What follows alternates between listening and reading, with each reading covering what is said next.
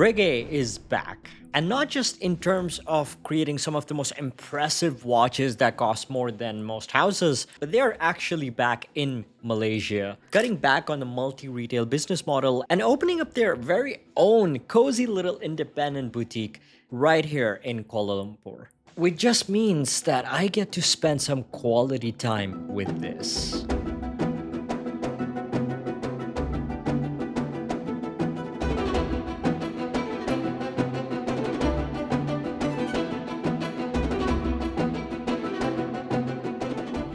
As a watch enthusiast, it's hard to see an important watchmaker's legacy being passed over.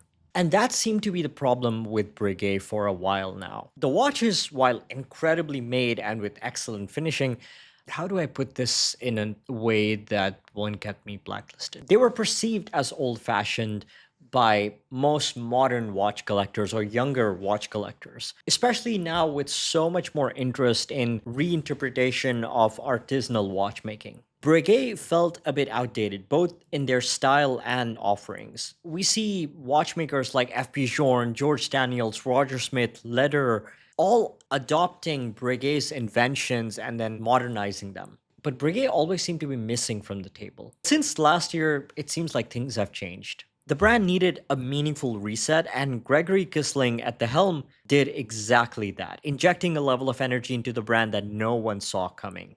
Before I forget, over 80% of you guys haven't subscribed. Like, what are you guys doing?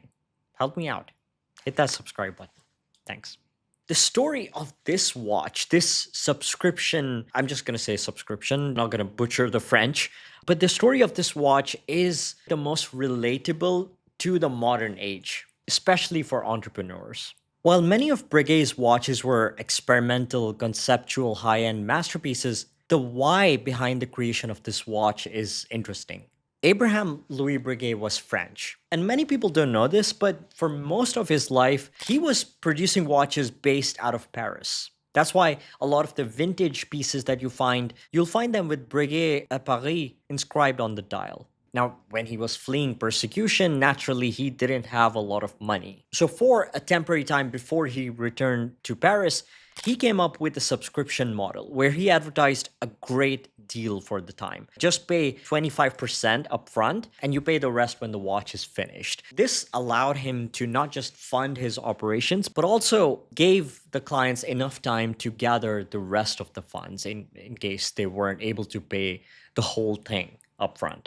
Now, this concept wasn't exactly new, but it was also not very common. From my research, it seems like Breguet was the first watch brand to come up with this model. Now, this isn't the first time that Breguet, the modern Breguet, has brought back the subscription watch. In the year 2000, they tried their hand at a modern reinterpretation with the reference 1775, which saw a massive success among Breguet collectors. But what made it distinct from the original was still its classic design codes that, as mentioned before, didn't appeal to the younger collectors.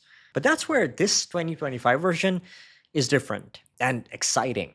It feels like a true modern reinterpretation both on the dial side and on the movement side. This new version is heavily inspired by the original subscription pocket watch created by Breguet in 1796. It comes in a 40mm solid 18-karat Breguet gold case, a thickness of 10.8mm, lug-to-lug of 48, lug width of 21, and 30 meters of water resistance. That 10.8mm height includes a Chevy-style sapphire crystal, which is mostly flat but slightly curves at the edges to perfectly merge with the curvature of the case. Breguet Gold is the brand's own proprietary gold alloy that they introduced with this watch for the very first time, and is said to be more resistant to decoloration and has a slightly more pinkish hue than the bright yellow of standard gold. The case no longer comes with the signature fluted case band that is emblematic of the Classique model family, instead opting for more modern case sides with gorgeous brushing that extends through to the end of the lugs without any visual interference. But a classic decoration technique can be found on the outer frame of the case back, where you'll see a brand new pattern created by the brand using an engine turn guilloche technique with a manually operated Rose engine. While the case sides are brushed, the top and bottom surfaces like the bezel, the lugs, and the gold frame of the case back are polished. And even the brushing is so well done. It seems softer, it seems more delicate, something that is in line with the watch's hot horology positioning. The dial features the same Breguet numerals as on the original pocket watch, along with other similarities like a hand-polished heat-blued hour hand and a striking white Grand Fu enamel dial with a railroad track on the outside.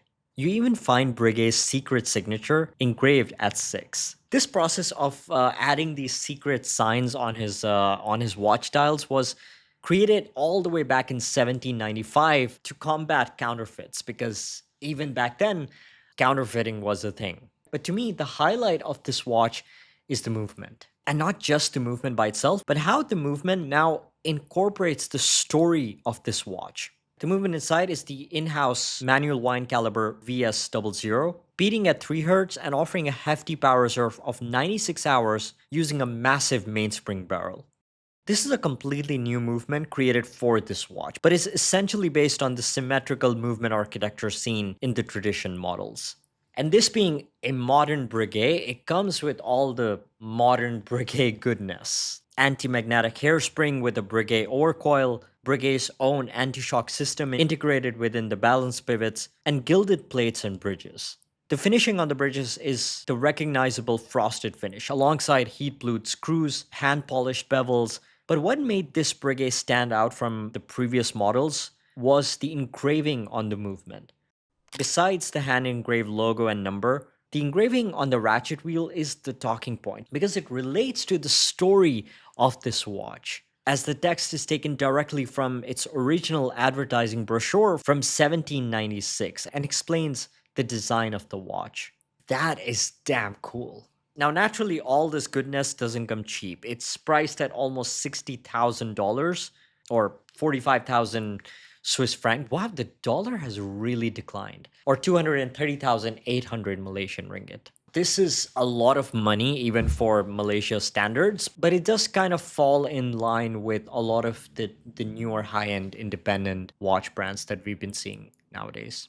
The community had been rooting for Breguet's comeback for decades. We love the history, the tradition of watchmaking. And Abraham Louis Breguet literally defined those traditions in the modern age of watchmaking. I would love to have a chat with Gregory Kisling to kind of understand his mindset and what he plans to do with Breguet. He was the VP of product at Omega, and he's also the brains behind the Moon's watch concept. So he understands both the technical side of watchmaking, but also how to get new people and younger people excited about the watch world. Now, this watch was just one of the many watches that came afterwards last year during their 250th anniversary. And the best part about almost all of the new novelties is that they don't look old-fashioned. They look modern, they look innovative, and at the same time, they are a celebration of watchmaking history at its highest level. And I think for Breguet collectors, it's an exciting time. I am planning to cover more Breguets this year, so do let me know what other watches would you like to see. And what do you want to see from Breguet in the near future? Let's talk. Don't forget to like and subscribe if you enjoyed this video, and I'll see you in the next one. Take care.